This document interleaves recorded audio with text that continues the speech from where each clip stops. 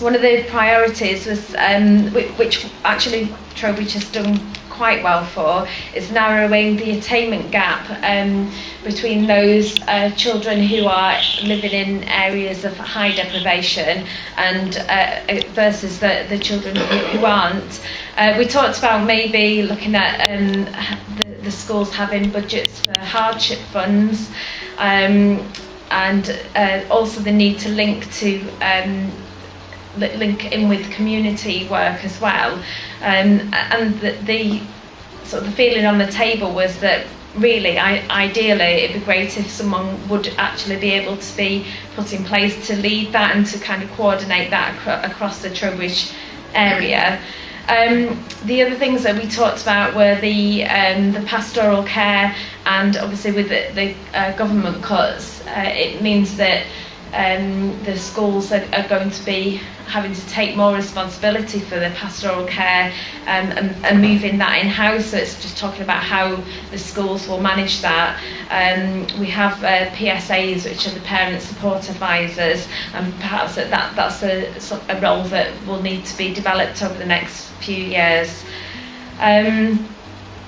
We also talked about the statistics for NEETs, which are the amount of people who are not in employment, education or training, and with the impact of the cuts to the connection service. Hopefully, there may well be in future more funding available, but we talked about the extended services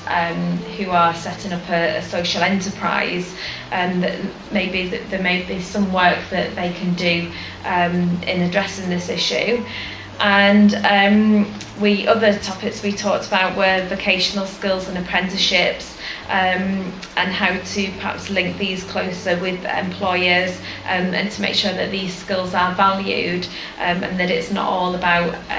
your GCSEs and your A levels. So for those children who aren't as academic as their peers, they still feel that they're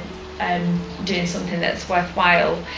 And finally, we touched very quickly on adult education and looking at retraining, post-redundancy, that kind of thing, and making sure that those people have got somewhere to go to get appropriate advice.